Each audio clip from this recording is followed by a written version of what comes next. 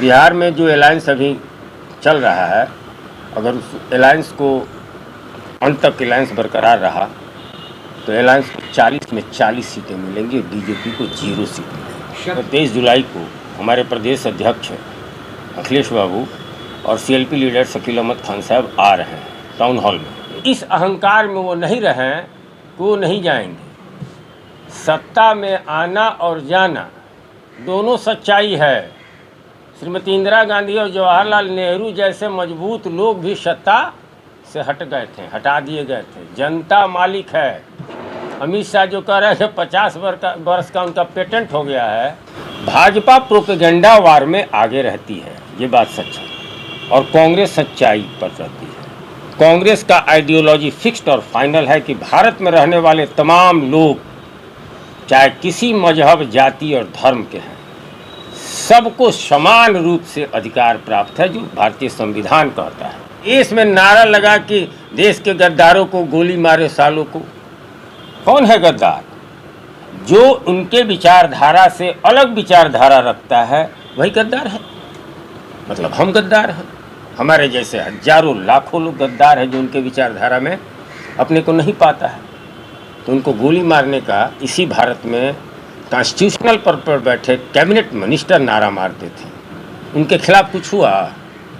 नहीं हुआ, नहीं होगा। जनता का आशीर्वाद तो सर उन्हीं को मिल रहा है। देखिए, भाजपा ही अभी सत्ता में। आपको बताते हैं कि इतिहास जान लीजिए। देश 1947 में आज़ाद हुआ। देश में उस समय भी गोडसेवादी थे, तभी गांधी की हत्या हुई। लेकिन उस वक्त कमज़ोर थे। धीरे धीरे धीरे धीरे धीरे धीरे गांधी के फिलॉसफी को मानने वाले लोग और गोडसे के फिलॉसफी को मानने वाले लोग, मैं आज मानता हूं कि गोडसे के फिलॉसफी को मानने वाले लोगों की संख्या अधिक हो गई है, जिससे उनकी सत्ता बनी हुई है। लेकिन सत्ता में रहने से आप अच्छा इंसान हो गए हैं, ये ज़रूरी नहीं है। बहुत से क्रिमिनल्स बहुत दिन तक मेंबर ऑफ पार्लियामेंट या एमएलए रहते हैं ना। इसका मतलब ये तो नहीं होता है कोई क्रिमिनल्स नहीं है। क्रिमिनल्स हैं, एमएलए एमपी है, ये भी सच्चाई है। क्रिमिनल्स हैं, ये अलग सच्चाई है। BA, BCom, BSc, MA, MCom करें विश्व की सबसे बड़ी यूनिवर्सिटी इग्नू से। सॉल्व असाइनमेंट्स और गाइड बुक्स प्राप्त करें। संपर्क करें Mahakal computers, DAV PG college के पास, पंच मंदिरा मोड़ से दाहिने, Siwan.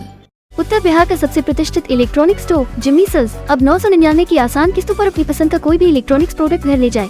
TV, fridge, washing machine, air condition, mobile, laptop और अन्य इलेक्ट्रॉनिक आइटम्स का विशाल रेंज आकर्षक डिस्काउंट पर प्राप्त करें। उद्देश्य ये है कि 23 जुलाई को हमारे प्रदेश अध्यक्ष अखिलेश बाबू और सीएलपी लीडर शकील अहमद खान साहब आ रहे हैं टाउन हॉल में, और उसी के संदर्भ में ये प्रेस कॉन्फ्रेंस रखा गया, उसके तैयारी के संदर्भ में। क्या तैयारी चल रही है सर?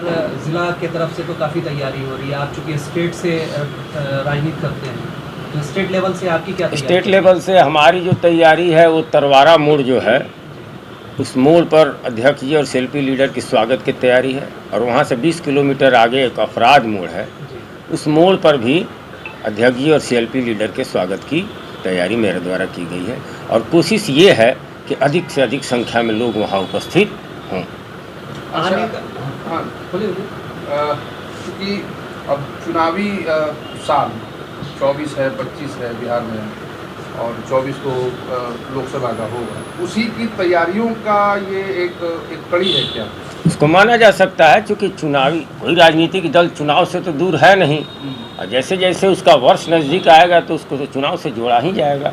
तो चुनाव तैयारी भी इसको माना जा सकता है। सिवान में एक बड़ा कार्यक्रम कांग्रेस के द्वारा किया जा रहा है सामने 2024 का जो लोकसभा का चुनाव है, तो क्या ये जो प्रेशर पॉलिटिक्स अभी से शुरू हो रही है क्या कांग्रेस की तरफ से? प्रेशर पॉलिटिक्स की कोई बात नहीं है। यहाँ तो अलायंस में हम लोग को चुनाव लड़ना है, लेकिन फिर भी संगठन मजबूत रहे तभी तो कोई आपको महत्व देगा। तो संगठन मजबूत रहे, संगठन को मजबूत रखने के लिए सारी तैयारी चलती है, और उसी आधार पर टिकट का वितरण होता है। जिसका जितना संगठन मजबूत होता है उसको टिकट मिलता है। यानी कि एक तरह से इसको शक्ति प्रदर्शनी मानेंगे क्या? नहीं, अध्यक्ष तो रूटीन कोर्स में यहाँ आ रहे हैं और सीएलपी लीडर। शक्ति प्रदर्शन का कोई मामला नहीं, उनको हर जिला में जाना है। पहले सिवान जिला में ही आ रहा है। अच्छा, 26 वर्सेस 38 की जो राजनीति हो रही है, क्या उसी का नतीजा है कि सिवान में भी दोनों अध्यक्ष एक दिन आगे पीछे आ रहे हैं? उनके आने के तो हमको जानकारी नहीं है। हम लोग का प्रोग्राम पहले से फिक्स था। हमको जहाँ तक जानकारी कि 2-2.5 महीने पहले से था कि 23 को कांग्रेस के अध्यक्ष और CLP लीडर आएंगे। अब इस बीच में सम्राट चौधरी आ रहे हैं 22 तारीख को, तब उन लोग का क्या प्रोग्राम है इसके बारे में हमको जानकारी। कई नेता कह रहे हैं कि आपके देखा देखी ये लोग कर रहे हैं, उनके देखा देखी, मतलब आप कांग्रेस वालों का देखा देखी भाजपा वाले अपना कार्यक्रम कर रहे हैं, आप ही के नेता कह रहे हैं।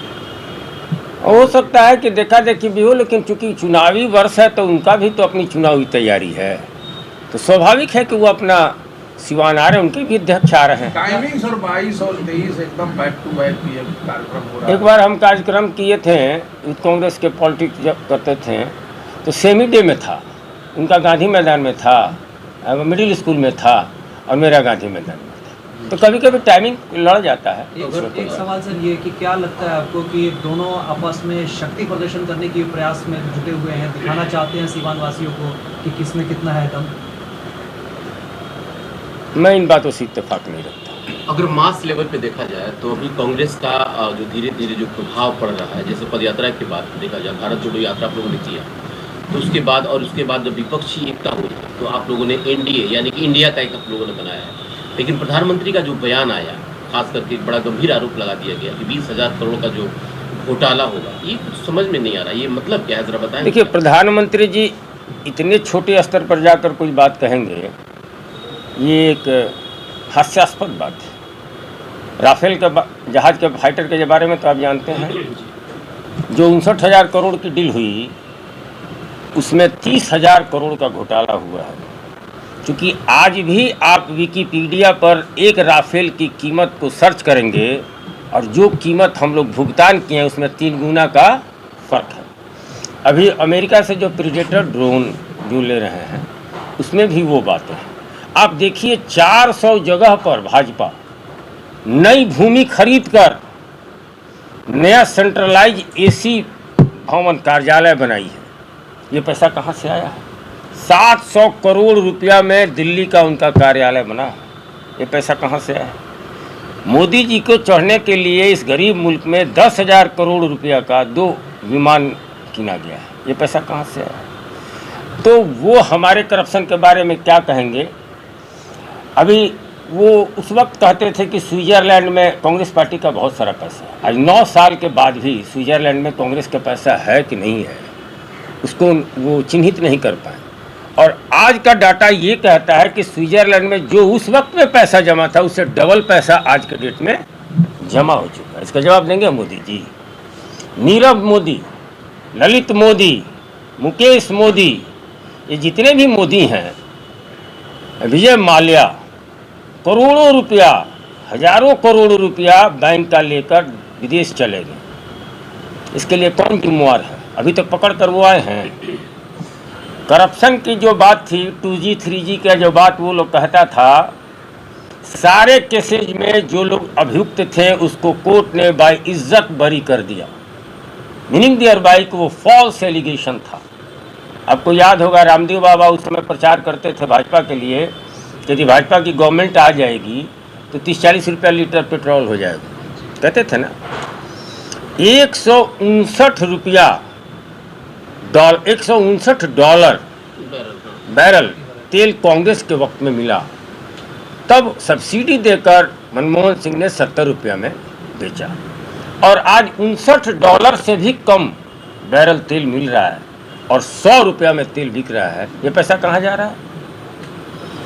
ये सारा पैसा अंबानी और गौतम अडानी जैसे प्रधानमंत्री के जो 2-4-5 मित्र हैं, पूरे देश की अर्थव्यवस्था और ग्रोथ गिर रहा है और उन लोगों का अर्थव्यवस्था और ग्रोथ ऊपर बढ़ रहा है। बिहार में क्या लगता है कितना परिवर्तन आएगा? कांग्रेस किस मजबूती से अपने आप को देखती है बिहार में?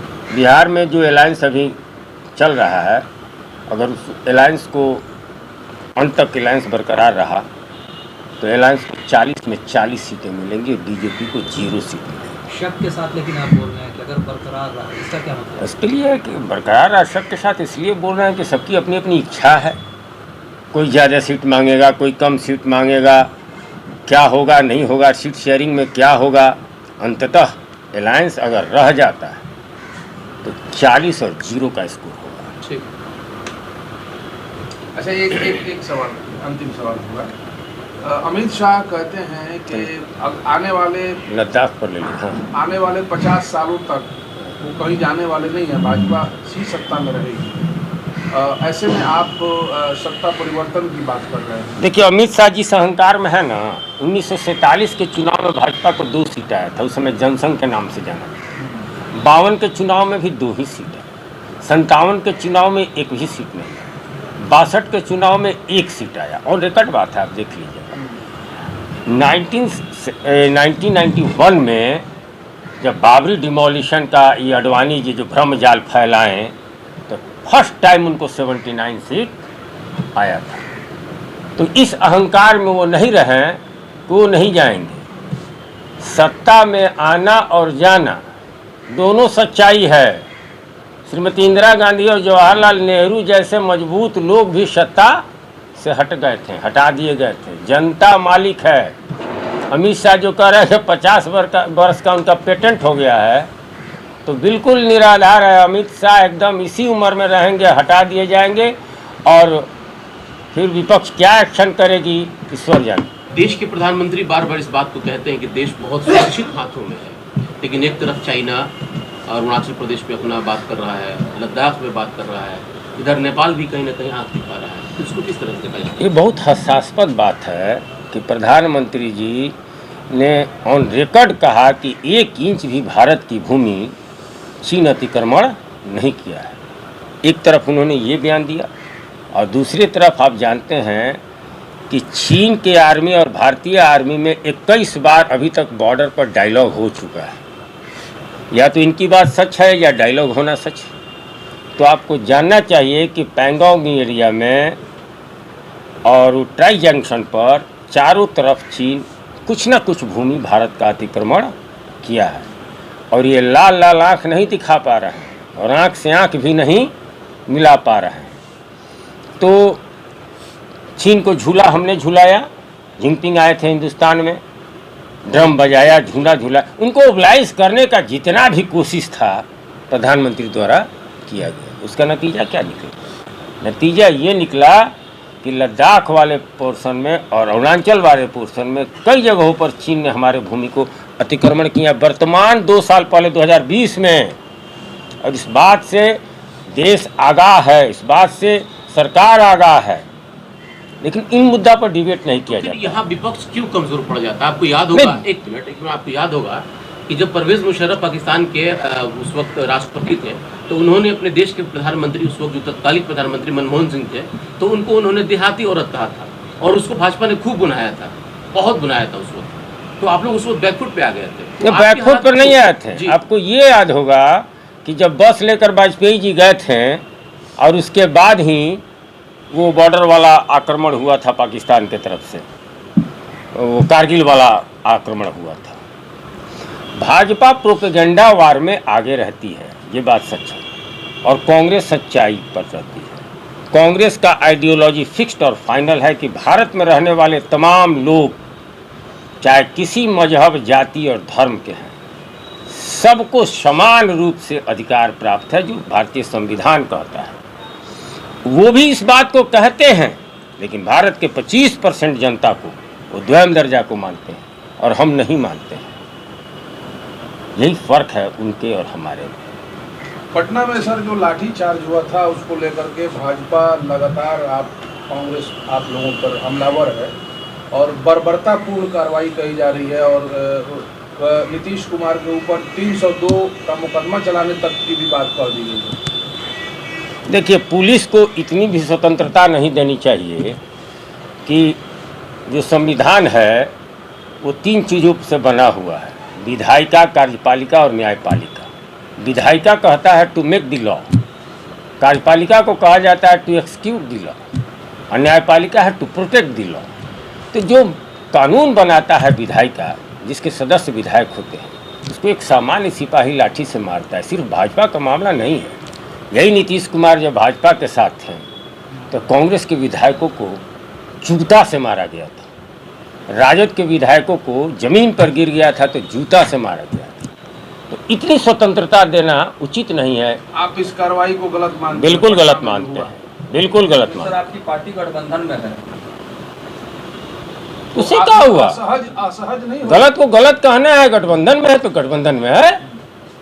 अगर हमारे घर में कोई भाई गलत करता है तो हमारा भाई है, तो इसका मतलब थोड़ा है कि हम उसका विरोध नहीं करेंगे। कांग्रेस के कोई शीर्ष नेता के द्वारा इस तरह का बयान नहीं आया है अभी तक इस लाठी चार्ज के मामले को लेकर। सब लोग कह रहे हैं कि वो लोग मिर्ची पाउडर फेंक रहे थे, उद्दंडता कर रहे थे। नहीं, हम इससे इत्तेफाक नहीं रखते। हम ये कहते हैं कि पुलिस को इतना नहीं होना चाहिए कि विधायकों को लाठी से, डंडा से, चूंकि ये दूसरी घटना हो गई। यही पुलिस जब भाजपा किसको हुआ था ये मामला? भाजपा के साथ भाजपा गवर्न कर रही थी नीतीश कुमार के साथ, तो हम लोग बहुत दुख जता रहे थे। हमारे विधायकों को बहुत बुरी तरह से, हमारे मित्र विधायक हैं मिश्रा जी, उनको पीछे से कॉलर पकड़ कर मारा जा रहा था। इसे लग रहा था कि कोई मतलब सामान्य आदमी को घटना, ऐसी घटना को हम तवज्जो नहीं देते। 23 जुलाई को तकरीबन 11 बजे हमारे अध्यक्ष जी सिवान पहुँचेंगे। हम पूरा जोरदार स्वागत करेंगे, अभिनंदन करेंगे। तेज बोलिए सर, आवाज़ नहीं आई। अभिनंदन करेंगे, स्वागत करेंगे और बहुत खुशी है सिवान वासियों के लिए कि पहली बार हमारे अध्यक्ष जी आ रहे हैं। जी,